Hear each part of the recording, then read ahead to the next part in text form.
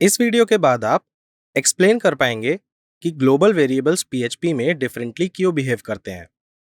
Function के अंदर से ग्लोबल वेरिएबल को एक्सेस कर पाएंगे। ग्लोबल वेरिएबल को एक्सेस करने के लिए एक pre defined built in associative array dollar Global's को यूज कर पाएंगे। सुपर ग्लोबल वेरिएबल्स को एक्सप्लेन कर पाएंगे। लास्ट वीडियो में हमने देखा था कि ग्लोबल वेरिएबल्स एक फंक्शन में कैसे डिफाइन किए जाते हैं, लेकिन ग्लोबल वेरिएबल्स पीएचपी में दूसरी प्रोग्रामिंग लैंग्वेजेस से डिफरेंट बिहेव करते हैं। चलिए समझते हैं कि ग्लोबल वेरिएबल्स पीएचपी में डिफरेंटली वर्क क्यों करते हैं। ग्लोबल वेरिएबल को डिफाइन करने के लिए हम फिर से सेम वो ही कोड यूज करेंगे जो हमने पहले भी यूज किया था। आप एज्यूम करिए कि ये पीस ऑफ कोड बहुत लॉन्ग है और इसे आपकी टीम के किसी दूसरे मेंबर ने लिखा है। इस कोड में आपके टीम मेंबर ने एक ग्लोबल वेरिएबल एबीसी को डिक्लेयर किया है और आपको इसके बारे में नहीं पता है। अब जब हम कोड लिख रहे थे तो हमने पहले फंक्शन ए को डिफाइन किया था और अननोइंगली हमने सेम वेरिएबल नेम को भी डिफाइन किया था। इसका मतलब है कि सेम कोड में हमारे पास एक वेरिएबल नेम है जो लोकली और ग्लोबली दोनों तरीकों से डिफाइंड है। तो अगर PHP ग्लोबल वेरिएबल्स को फंक्शन के अंदर से एक्सेस करना अलाउ करता तो ये अननोइंगली ग्लोबल वेरिएबल एबीसी की वैल्यू को हे से रिप्लेस कर देता without us even realizing it. Also जहां पर भी $abc यूज हुआ है जो हेलो वर्ल्ड वैल्यू को होल्ड करता है, वो अब पूरे कोड के अक्रॉस हे वैल्यू को होल्ड करेगा। This might not seem to be such a big deal in the current example, लेकिन रियल वर्ल्ड में इसका इम्पैक्ट बहुत सिवियर हो सकता है जहां पर मल्टीपल डेवलपर्स सेम कोड पर काम करते हैं। इसे अवॉइड करने के लिए PHP में ग्लोबल वेरिएबल्स का स्कोप फंक्शंस के अंदर अवेलेबल नहीं होता है। राइट नाउ आपके दिमाग में एक क्वेश्चन आ सकता है, क्या ग्लोबल वेरिएबल्स को फंक्शन के अंदर से एक्सेस करना पॉसिबल है? Well, the answer is yes, और हम ये ग्लोबल कीवर्ड यूज करके कर सकते हैं। चलिए इसे कोड की हेल्प से समझते हैं। यहाँ पर इस कोड में हमने ग्लोबल वेरिएबल एबीसी को डिफाइन किया है। इस ग्लोबल वेरिएबल को फंक्शन के अंदर से यूज करने के लिए हम ग्लोबल कीवर्ड को यूज करते हैं और उसके बाद वेरिएबल नेम आता है लाइक दिस। और एक बार ये ग्लोबल वेरिएबल फंक्शन के अंदर यूज हो गया, उसके बाद अगर हम किसी और वेरिएबल को सेम नेम असाइन करते हैं दैट इज एबीसी, तब भी वो नया लोकल वेरिएबल एबीसी क्रिएट नहीं करेगा और ग्लोबल वेरिएबल को ही रेफर करेगा।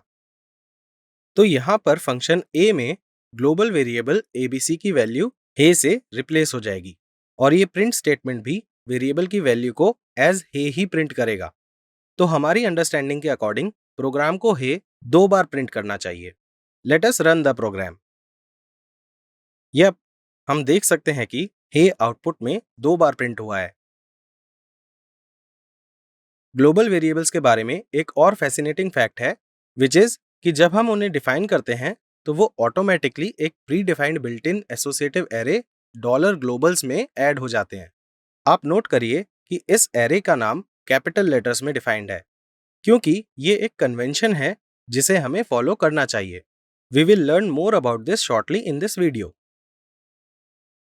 अभी के लिए चलिए वापस वहीं चलते हैं जहां पर हमने global variable ABC equal to hello world define किया था। व्हेन वी डू दिस, तो एक element with key ABC and value hello world dollar globals array में ऐड हो जाएगा। लेकिन हम की वैल्यू पेयर के बारे में बात क्यों कर रहे हैं? ऐसा इसलिए क्योंकि एसोसिएटिव एरेज हमेशा इसी तरह से डिफाइंड होते हैं और ये हम इस मॉड्यूल में पहले भी डिस्कस कर चुके हैं। So, based on the dollar globals array, we can think of this variable to be defined like this. और इसी तरह हम ग्लोबल वेरिएबल को associative array dollar Global's use करके एक्सेस कर सकते हैं। यहाँ पर ग्लोबल वेरिएबल डॉलर एबीसी की वैल्यू हे से रिप्लेस होकर प्रिंट हो जाएगी और फंक्शन के बाहर एको डॉलर एबीसी स्टेटमेंट भी हे प्रिंट करेगा। इसका मतलब है कि आउटपुट में हमें 2 बार हे मिलेगा। Let us quickly run and validate our results. There we go. Output में हे 2 बार प्रिंट हो गया है। कुछ देर पहले वीडियो में हमने डिस्कस किया था कि built in associative array all capital letters में इसलिए लिखा जाता है क्योंकि वो एक नेमिंग कन्वेंशन है। वेल, हम ये नेमिंग कन्वेंशन सारे बिल्ट इन एसोसिएटिव एरेज के लिए फॉलो करते हैं, जैसे $_post, $_get, $_files and many more. In built in associative arrays को सुपर ग्लोबल वेरिएबल कहते हैं। इसका मतलब है कि ये सब सुपर ग्लोबल वेरिएबल्स हैं और इन्हें नेम करने के लिए हम कैपिटल लेटर्स यूज करेंगे। अब आप ये जानने में इंटरेस्टेड होंगे कि सुपर ग्लोबल वेरिएबल क्या होता है। सुपर ग्लोबल वेरिएबल एक ऐसा वेरिएबल होता है जो सारे स्कोप्स में अवेलेबल होता है, जिसका मतलब है कि हम उसे कहीं से भी एक्सेस कर सकते हैं, फंक्शन के बाहर से या फिर फंक्शन के अंदर से भी। There are a few things that are associated with them. पहली ये कि हर एक सुपर ग्लोबल वेरिएबल का एक स्पेसिफिक पर्पस होता है। नेक्स्ट, ये बिल्ट इन होते हैं and there is no way we can define them on our own, although हम इन्हें मॉडिफाई कर सकते हैं। नेक्स्ट, ये हमेशा एसोसिएटिव एरे के फॉर्म में होते हैं।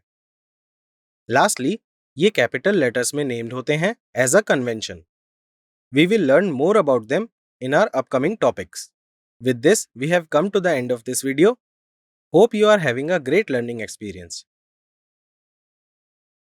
Up next is a quiz. All the best!